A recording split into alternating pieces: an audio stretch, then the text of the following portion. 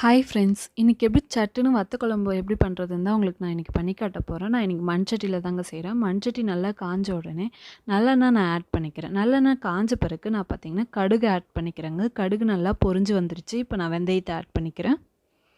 வெந்தயமும் நல்லா பொரிஞ்சு வந்துருச்சுங்க. நான் இப்போ சீரகத்தை ஆட் பண்ணிக்கிறேன். சீரகம் நல்லா பொரிஞ்சு வருதுங்க. இந்த ஸ்டேஜில் நான் பார்த்திங்கன்னா 6லேருந்து 7 காஞ்ச மிளகாய் ஆட் பண்ணிக்கிறேன். இந்த ஸ்டேஜில் நான் ஒரு கைப்பிடி கருவேப்பிலை சேர்த்துக்கிறேன். கருவேப்பிலை நல்லா பொரிஞ்சு வந்துடுச்சு. இப்போ பார்த்திங்கன்னா 10 பூண்டு நான் சேர்த்துக்கிறேன். சின்ன சின்னதாக கட் பண்ணி தான் சேர்த்துருக்கேன். இப்போ பார்த்திங்கன்னா 2 பெரிய வெங்காயத்தை சின்ன சின்னதாக நறுக்கி சேர்த்துருக்கேன். நல்லா கலரி விட்டுக்கோங்க. வெங்காயம் பார்த்திங்கன்னா நல்லா வதங்கிடுச்சு. இப்போ நான் 2 தக்காளியை சின்னதாக கட் பண்ணி ஆட் பண்ணிக்கிறேன். நல்லா வதங்கட்டும். தக்காளி நல்லா வதங்கிடுச்சு. இப்போ நான் மஞ்சத்தூள் ஆட் பண்ணிக்கிறேன்.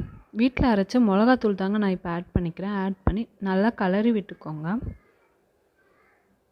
பச்சை வாசனை போகிற அளவுக்கு நல்லா கலரிட்டு இப்போ நான் புளி தண்ணியை ஆட் பண்ணிக்கிறேன்.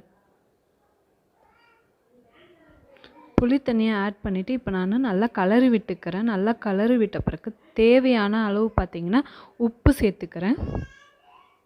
உப்பு சேர்த்து இப்போ நான் நல்லா கலரி விட்டுக்கிறேன். இது நல்லா கொதிக்கட்டோங்க. இப்போ இன்னொரு அடுப்பில் பார்த்திங்கன்னா கடாய் வச்சு எண்ணெய் ஊற்றிக்கிறேன். எண்ணெய் நல்லா காஞ்ச பிறகு பார்த்திங்கன்னா நான் வத்தலை சேர்த்துக்கிறேன். வத்தலை சேர்த்து நல்லா வதக்கிக்கிறேன். வத்தல் நல்லா வதங்கிடுச்சு. இப்போ பார்த்திங்கன்னா நம்ம அதில் ஆட் பண்ணிக்கலாம். நான் ஆட் பண்ணி நல்லா கலரி ஒரு 15 மினிட்ஸ் நல்லா கொதிக்க விட போகிறேங்க.